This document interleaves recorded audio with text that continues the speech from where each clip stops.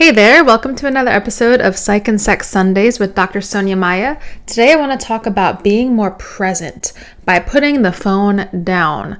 I want to talk about some recent research and my own thoughts about modern world virtual settings and how that's impacting our ability to connect with one another, especially when it comes to our phones. Yep. And how social media is making us feel less connected too. Because I did make a video about this, how social media is actually impacting our ability to connect in terms of relationships. But this is going to be more so about the impact of the phone, the scroll, just this disconnect that it causes. Because I was watching this Esther Perel video, and I'm linking it below. It's really great. And she was talking about how the common dynamic of when an individual might be opening up to their partner or a family member or a friend, and then the person is like, okay. You know, they're not like truly listening. And it made me want to make another video about it because it's such a big issue. And this isn't an issue that our grandparents and all the generations before that had to deal with. But yeah, it's an issue. So let's talk about it. And if you like anything, if you learned anything from this video, please make sure to hit that like button and subscribe because it really helps my channel out. Approximately 60% of women report that phone usage has impacted their relationship. And I just learned this new term. Let me know if you've heard this before because I've never heard it before. It's called fobbing. Fobbing is when an individual is right in front of you and you're ignoring them because you're like typing on your phone or you're just distracted on your phone, showing another person that you favor your phone more than them. I don't know if you've heard that before, but it's a new term for me, but it's definitely interesting. Fobbing, it can be pretty annoying, and I'm going to talk more about the impact of that later, but it's interesting to hear that there is actually a term for it. But yeah, let's talk about the various ways that social media and phones are making us feel less connected. Apparently, mobile phones are one of the main themes for arguments among couples, so it causes a lot of problems in relationships, and this can be really triggering due to the, impact it has on connecting. I'm also going to be getting into paradox of choice a little bit in this video. Esther Perel talks about this pretty well, this whole idea where individuals are looking for love when they're dating, they might actually have a harder time finding a connection due to the modern world. This idea that there's so many choices that actually makes it harder to be satisfied with the choices that we do have. So first off, I want to get into what I learned from Esther Perel listening to this video. When she's talking about AI, she's not talking about artificial intelligence. Oh, nay. She's talking about artificial intimacy. And I was like, oh, that hits deep. Yes, it does. She talks about the idea of modern dating on dating apps, and she relates it to a mother and child dynamic. There is this really famous study that was done in the 70s called the still face experiment. This was in 1975, Edward Tronick and colleagues. In this study, they showed that when the connection between a caregiver and an infant is broken, the infant tries to engage the caregiver. And if there's no response, like if the caregiver all of a sudden has a still face, then the infant pulls back first physically and then emotionally. And this can cause a lot of distress. I'll put the video below if you want to check out the still face experiment video for yourself. But Esther Perel does include it in her talk. And she was talking about how the emotional impact on a baby when a mother is not responding and tries to engage, she actually related that to the issues with modern dating. When a mother and a baby have this playful back and forth dynamic where they're playing, the baby is making a bunch of cute noises or asking for something, making bids for a connection, then the caregiver is responding to it, attentive, present. That's really important. She was comparing that back and forth to when you first match with somebody on a dating app. You match with somebody, there's a dopamine release. You're like, ooh, I'm feeling accepted. I'm feeling seen. You're having this back and forth, getting to know one another, right? That's very similar to that dynamic. And then what happens sometimes, most of the time, paradox of choice. Maybe you actually don't end up meeting up. Maybe you're getting breadcrumbed by somebody, meaning one person is showing a lot of interest and then all of a sudden kind of starts pulling away. Maybe they're ghosting you or they're just giving you little breadcrumbs of hope. That is very similar to the still face. All of a sudden, there's this barrier of connection. It was really playful and it was really nice and the connection was there, and then all of a sudden, slipping through your fingers. And we are experiencing that a lot as singles in society, is this idea of like, ooh, this attentiveness. Ooh, I see this person, we're connecting, and then all of a sudden, poof, where did the connection go? What is that doing to our brains? Definitely not healthy things. It's leading to increased anxiety, depression, questioning of self-worth, etc. We tend to connect, and then we just don't actually connect. We never actually connect after those things. And there's so many options that people think that they have. So she was talking about this idea of, there's so many options we have, right? We can always just get on another dating app and then find somebody new. And because we have that idea in our head, the paradox of choice, you have all of these choices. Therefore, if you get a date with somebody and you'll be looking for something to not like, do they meet all of my standards? Do they check all of the boxes? So if you meet somebody and you're not sure if they do, then you're less likely to give them a chance because of that. So this causes a disconnect and just makes it harder to connect in general. And I can definitely relate to that. Let me know what you think, because there's nothing wrong with having standards, and I think it's actually important that we know them. But I do see an issue where there's this idea of maybe not giving somebody a full chance because there's this idea that, there's other options, there are other ways to find people. But if you do the research and if you do a lot of self-reflection and you know what's going on in the world, it's not that there's so many other options, because you're going to be doing that with the next person anyway. So you might as well really take the time to give someone a chance rather than having the mentality of like, but I can just choose something else. Then, of course, single people aside, when we're already in a relationship, we really do allow the internet and the phones and the computers to get in the way of connecting. We tend to prioritize our phones over connection with a partner. And so much research is showing this, it's crazy. Quality time is decreased due to this. This leads to increased depression, anxiety, substance use issues. And, it can be really inconsiderate and rude when you are on your phone when someone's trying to talk to you. And we don't do it on purpose. We kind of just fall into this pattern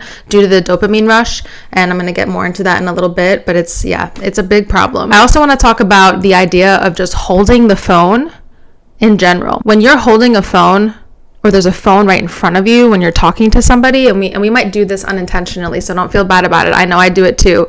But if you have the phone out, then psychologically, the person is going to think that they're less important automatically. And they're just going to think like, I must not be that important, because there's this distraction. There's this barrier. If that starts to vibrate, your attention is going to be pulled away from me. Subconsciously, not unconsciously, subconsciously, you might think, what's wrong with me? Why can't they just connect with me? In terms of when you're spending time with somebody, and if that interaction is energizing you or draining you, that's when you'll start realizing like maybe that person doesn't even want to spend as much time with you, or maybe you don't want to spend as much time with that person, because did you actually feel heard and seen and connected to that person?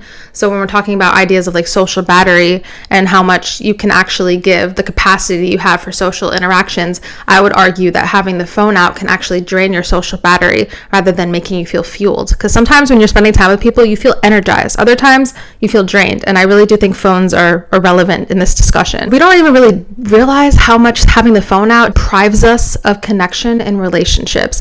And if you're checking your phone, for example, first thing you do when you wake up, if you're checking your phone before connecting with your partner, that's a problem. I mean, unless they're asleep still, like, okay, fine. If you wake up before your partner, like, fine, whatever, check your phone. Even though I'm listening to so many podcasts that are like, don't look at your phone when you wake up. Prioritize yourself, do some mindfulness. Don't get into your phone, because if you get into your phone, then you're letting everybody else into the room with you before yourself. So I'm like, okay, fine. But it's hard not to check your phone sometimes, especially if it's like what you use for your alarm. But I do try to put my phone on the other side of the room. So like I at least have to get out of the bed in the morning to check my alarm rather than hitting the snooze button. But anyways, getting derailed.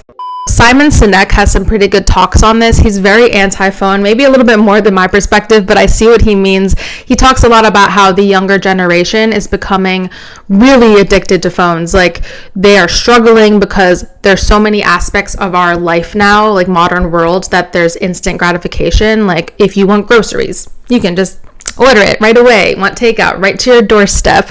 Instant gratification of, if you're feeling a certain way, you can post about it online, and then you can get all this feedback. And then if you don't get the feedback, then you feel bad about yourself. He talks a lot about how younger individuals, they're getting more anxious, they're getting more depressed when they're not getting as many likes, they're not getting that validation. Oh my God, I just got distracted by my phone. The timing. But it is a very real thing, this whole dopamine release. If you didn't already know, dopamine is a neurotransmitter that represents reward. So when you're playing a slot machine, when you're eating chocolate cake, for me, if I'm eating really delicious mac and cheese, especially if it has truffle in it, oh my goodness, so much dopamine is getting released. So when you get a notification on your phone, little hit dopamine. When you get likes and comments, hits of dopamine. When your followers go up, hits of dopamine. So when you don't get those things, then you might actually have a withdrawal. When you realize that you're overdoing something, it might be good to take a break from it. You might find that if you're taking a break from your phone, you might experience boredom. That actually might not be a bad thing. Sometimes boredom is a good thing. We need a little bit of boredom in our lives sometimes.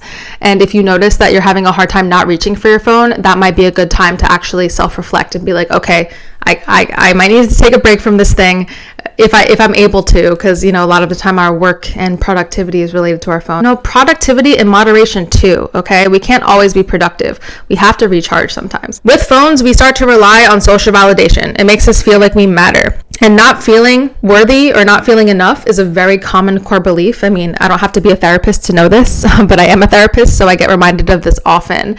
So if we get those notifications and that validation from texts and from comments and followers, then it makes us feel like we matter. But these are all very surface level things. What actually makes us feel like we matter is true connections. And the whole point of this video is to talk about how our phones are not typically helping us with those things. Like, yes, it's a tool, but it seems to be getting in the way of connecting more, therefore leading to more mental health issues, which is why we need to talk about these things. I would argue that if you're struggling with something, instead of grabbing your phone and doom scrolling, because a lot of people are using this doom scrolling, it makes sense because it is like doom, you know? But yeah, instead of scrolling to get that instant gratification, talk to a friend, talk to a therapist, talk to a family member. That is going to be a healthier way to deal with the problem. Because the thing with instant gratification, huge paradox of life, whenever you give into instant gratification, it's not going to have a long-term benefit. Maybe it's the harder thing sometimes to open up to somebody because you're going to be more vulnerable, but that vulnerability and putting in that work, it actually helps you connect with a person,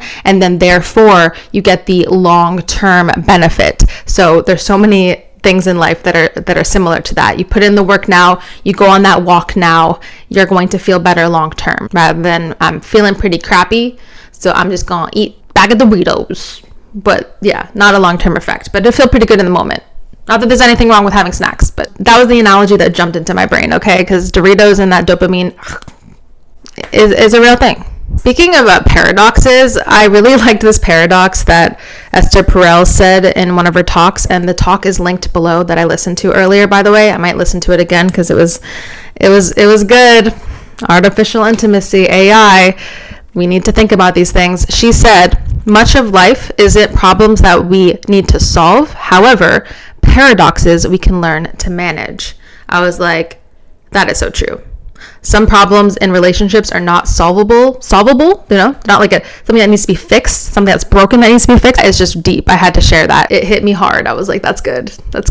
So I want to talk about how phones can interrupt aftercare. As you may know, I am a relationship and a SMEGS therapist, so let's talk about that. I really want to make sure that you're not grabbing your phone right after SMEGS, okay? If you haven't heard of aftercare is a term that was originated in the BDSM community, but it should be applied to everybody because aftercare is really important in terms of checking in with one another and increasing connection and bond after spicy time. And apparently, 36% of individuals will grab their phone after SMEGS, which is ridiculous. After SMEGS, you want to cuddle, check in with one another. Great time for bonding. This TikTok is great. It's a lot of other examples of things that you might want to do. Grab a snack, wipe each other down, that kind of thing.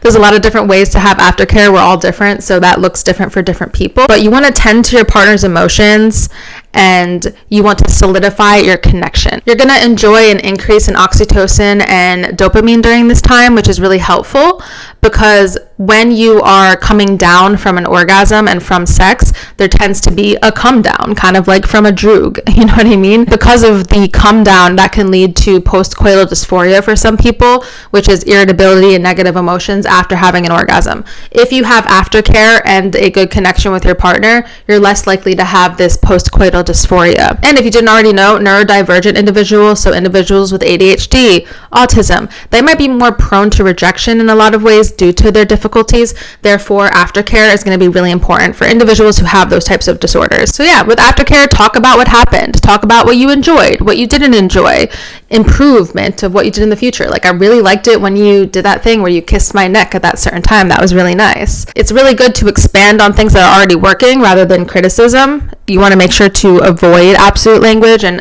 avoid criticism. And direct eye contact is also really important in helping the individual feel seen and that you are actually present in that moment. Overall, don't let your phones get in the way of your connections in your life. Feeling connected, feeling listened to and heard, it really helps decrease feelings of loneliness. Loneliness is very dangerous, so anything that you can do to decrease feelings of loneliness is going to be really important. Loneliness is a huge issue in society, especially these days. Social media and internet and everything, just the way society is, there is a huge loneliness problem, epidemic.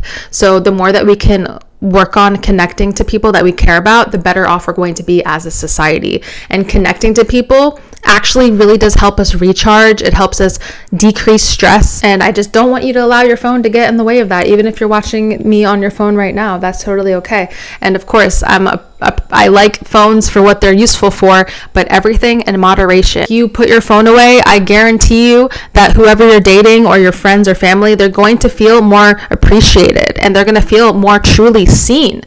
And with intimate partners, intimacy, if you want that intimacy to be real, put your phone away. We really must nourish our relationships. And if you learned anything new from this video, I would greatly appreciate it if you hit that like. Thank you so much for watching this video till the end. We're about to end the video right now. Hit that subscribe.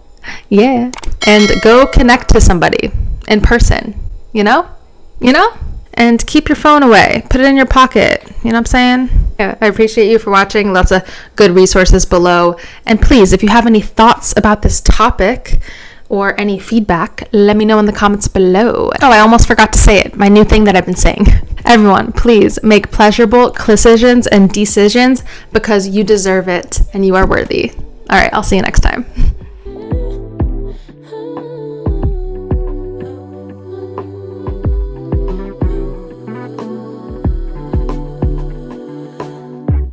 Just pulled up to the house, don't feel like getting out. I'ma just lay back and crack this window.